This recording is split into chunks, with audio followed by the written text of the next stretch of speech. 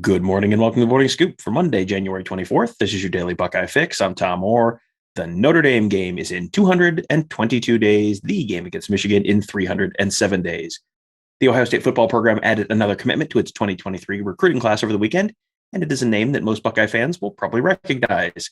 Will Smith Jr., yes, the son of the defensive end on the 2002 national championship team, he is going to follow in his dad's footsteps and play at OSU as well.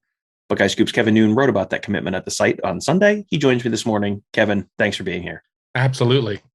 So, besides the cool storyline of him following his dad as a Buckeye, this is also a pretty big pickup to help build the 2023 recruiting class for Ohio State. So, where does Will Smith Jr. look like he will actually fit in at the college level? Yeah, he's not his father. I mean, I see Will Smith being more of an interior player. He's already at 6'3", 260.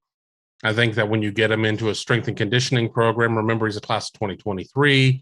I think you're going to hang some more weight on him. Whereas Will Smith was more of an edge. I mean, I think you're going to see Will Smith Jr. as a three tech, but still a big pickup. I mean, he's probably underrated by the recruiting services as a 3-star, but I had a lot of people say, "Oh, do you see him as like a high 4?" No, I see him as a mid to low 4. I mean, I think that I could see recruiting services still maybe keeping him as a high 3.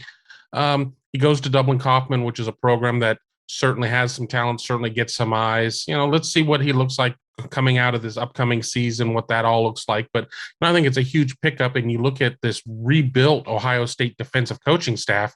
The offer went out once all these new coaches were part of the situation. So this isn't like some carryover offer of where it's like, oh, shoot, now we have to honor this or run the risk of pissing off a lot of people. This was an offer that recently came out from this current staff. So, the excitement's there. This was very much that committable type of offer right from the get-go. And Will Smith Jr. didn't take long to jump on it.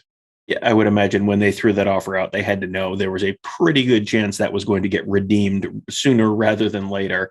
And, he is someone who, Ohio State has over the years not always offered the sons of former Buckeyes and the legacy players. And I think people have been shaking their fists about Antoine Winfield Jr. not getting an offer for, back, probably 7-8 years ago now.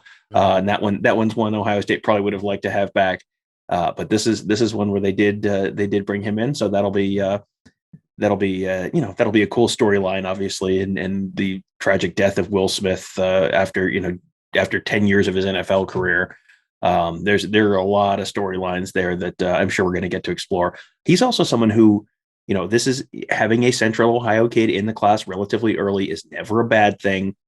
We'll see whether he is sort of the Pied Piper type, the way that CJ Hicks has been, for example, in the past, or Jack Sawyer in the 21 class, where you have someone who's just going to be at Ohio State constantly during summer camp season, constantly, at Ohio State, probably every game weekend next fall. So you always have a committed guy who can kind of be sort of a magnet in the class. I mean, that's one of those things that I think it's a little bit underrated. I think people don't necessarily always think about it, but that's kind of a big piece in terms of putting a class together. Yeah, and certainly his being on campus all the time. He was on campus over the course of this past weekend as well. I think that's that goes without saying. I don't know Will Jr. well enough to know if he's a big talker in terms of on the recruiting trail. I mean, that is something that I would have to kind of circle back with Mark Givler, Alex Gleitman, see what they've heard there, Bill Green. But yeah, you look at this 4-man class that Ohio State has so far for 2023. 2 players are from in-state with Will Smith Jr. and Joshua Padilla. 2 are from out of state with Cedric Hawkins and Ty Lockwood.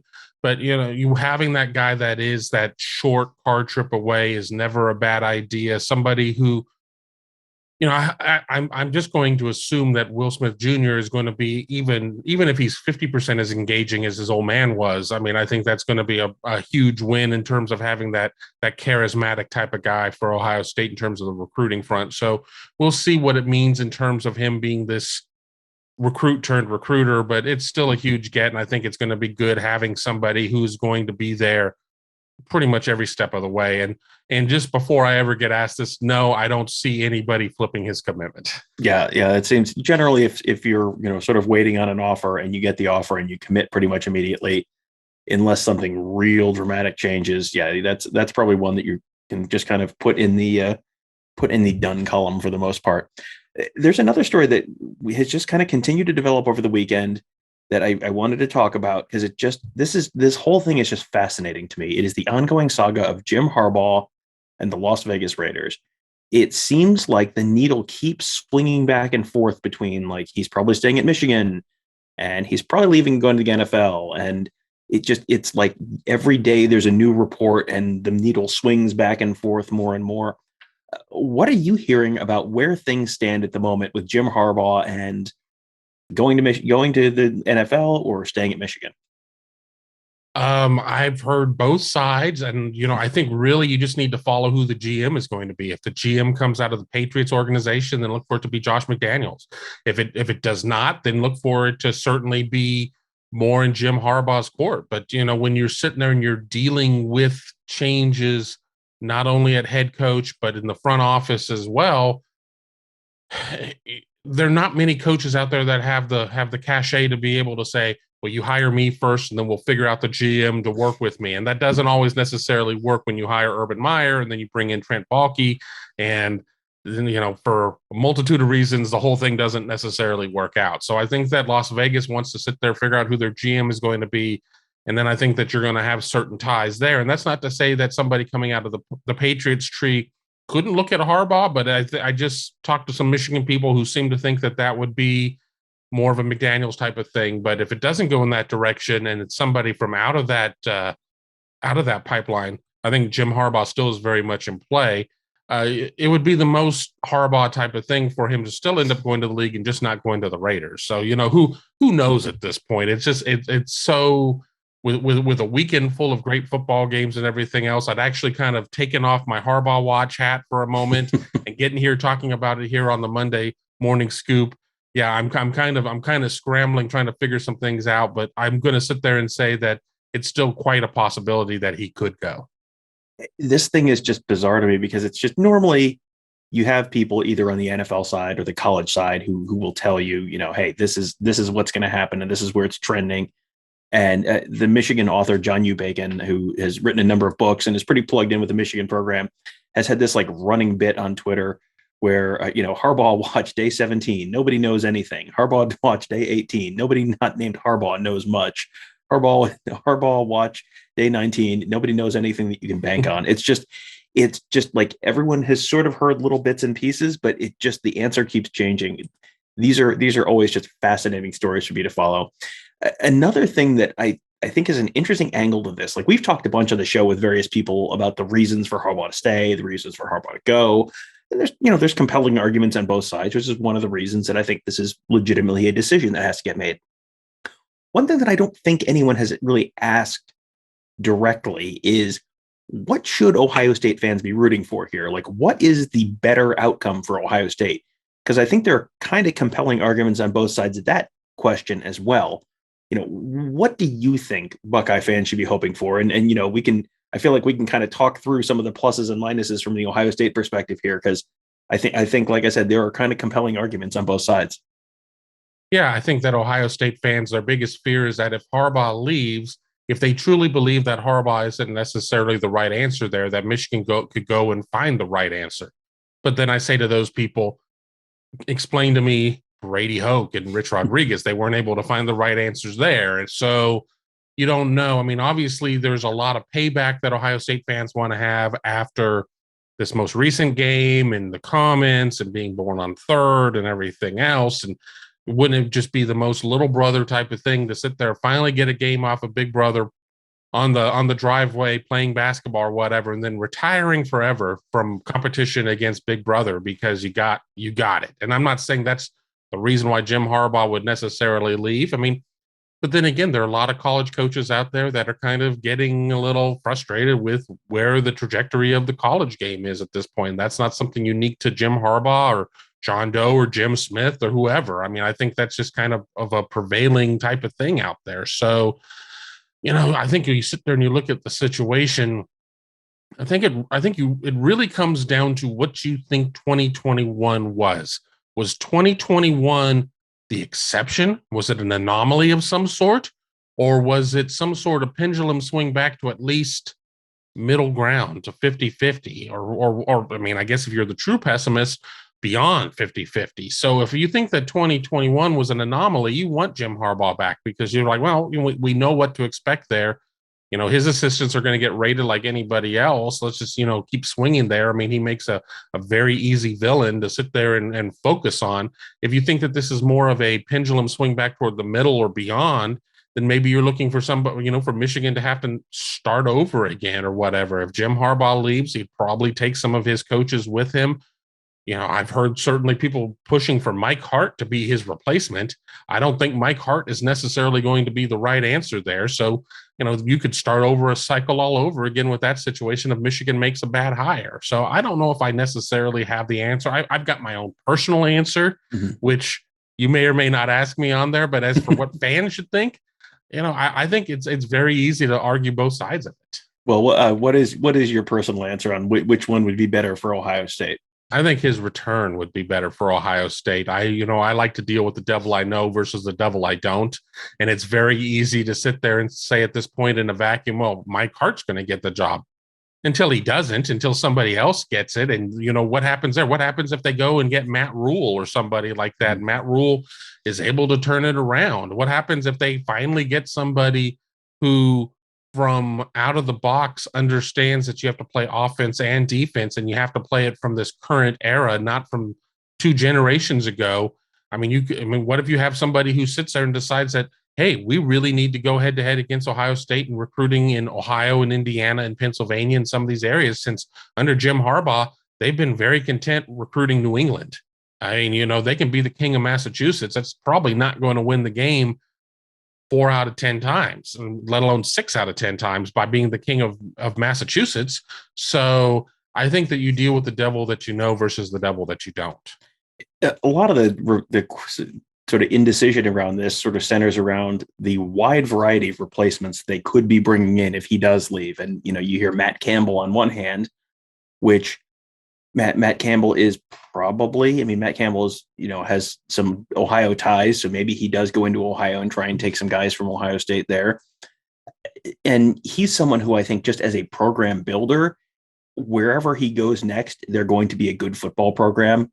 Because, winning at Iowa State, everyone kind of looks and goes, well, yes, but they don't, they haven't ever gotten over the hump and won, gone 11-1. It's like, yes, it's Iowa State. Like, take 5 minutes and review the football history at Iowa State. And it is like beyond bleak. So what he's doing, if they replace him with Matt Campbell, I think that's probably an upgrade for Michigan.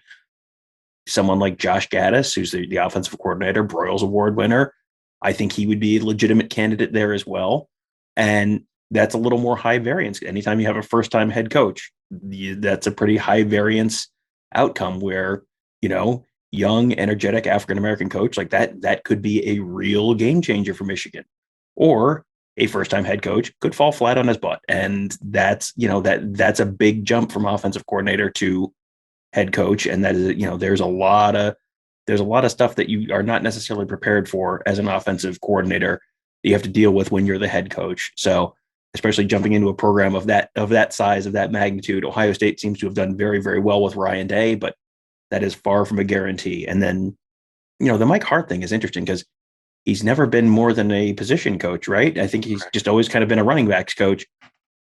I mean, take everything I just said about the jump from coordinator to head coach and like triple it. Like, I know he's, well liked around the Michigan program. Like that would be a big, big, big leap. And then the question is, who does he surround himself with? Does he have a bunch of veteran mentor type people that he can get around him to, help him make that adjustment? Because that is going to be a big adjustment if it is someone like Mike Hart. So does he have a Phil Martelli the way that Juwan Howard had a Phil Martelli? Because the Mike Hart coaching tree is not, it's a sapling, if we're being honest, as a young coach who has only had a couple of stops. So where does he fill in that roster? Does he know what he doesn't know and bring in some veteran guys? Are there going to be veteran guys that are going to come into that type of role and have some young whippersnapper that, has not been a head coach before be the big guy? I don't know. It's an interesting situation. Certainly Gaddis and Campbell would be. I've heard other names kind of bantered about, here and there, but until Harbaugh's gone, it's just, it's a fun exercise to talk about. And, as we're here kind of in the silly season, I'm all here for it. Yeah, exactly. Yeah, this is one of those things I was just sort of sitting, looking at, reading an article about this, and I just kind of thought like, it's an interesting question that I don't know that I've necessarily heard people ask, and it feels like there's kind of an interesting argument for both sides of it. I do wonder about a first-time head coach stepping in now. I mean, you mentioned the stuff that might make some current head coaches kind of pull their hair out and be ready to go do something else. All the transfer portal, all the NIL stuff, all the other changes that are going on in the sport of football right now. That's a lot for veteran head coaches to deal with. For a new head coach to come in, that I think might be setting yourself up for a potential disaster, because that's just a lot of stuff. I don't know if Ryan Day stepping in for 2021 as his first season would have been as successful as Ryan Day stepping in 2019, when you could kind of learn on the job a little bit for a little while, and then you dealt with all the other stuff that everyone else was dealing with, and everyone was going through it for the first time in 2021 together. And, that if you were the first time head coach in 2022, everyone might have kind of a head start on you. It's an interesting question. There's a lot that's very interesting around college football right now. But it's not a new normal if you don't know the old normal. It's just normal. So if you've never been a head coach under the old rules, then I'm not saying it becomes any easier, that you have more insight, but you at least you don't look back and be like, well, back in my day, and you've never been a head coach, so you don't necessarily know. And I think that sometimes the ignorance to what the past was like, just because you weren't part of it in terms of being a coach. I mean, you were obviously a player during that time, but not being a head coach during that point. And I think that's where we could end up heading in a lot of places, just because you're going to see a lot of old guard saying, all right, that's it, I'm done. Yeah, it is going to be fascinating to watch this play out, and watch over the next year. You could have a lot of coaching turmoil, a lot of coaching turnover, as you do have coaches kind of going, yeah, you know what, I don't think I want to deal with this nonsense anymore. And I think you're going to see that more than you have in previous years. Just as, unless some of this stuff sort of self-regulates at some point and settles down, which I think it probably will eventually, but you might have some turmoil of just people throwing up their hands and saying nuts to this, and either going to the NFL or going to play bingo somewhere in South Florida.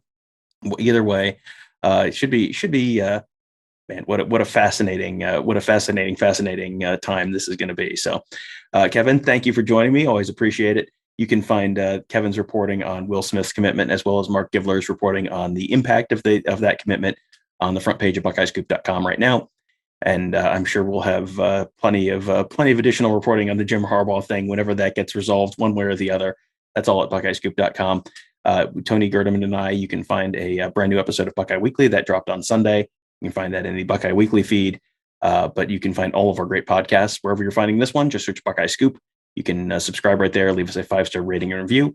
And also on YouTube, if you prefer to watch on YouTube, it's all those podcasts are on YouTube, as well as player and coach interviews, camp highlights, all that good stuff. It's all at youtube.com/Buckeye Scoop. Hit that bell, subscribe to the channel, and also leave a thumbs up review on on all those videos that you're watching. That helps other folks find these as well. That'll do it for today. Thank you guys all for joining us. Have a great day. We'll talk to you tomorrow.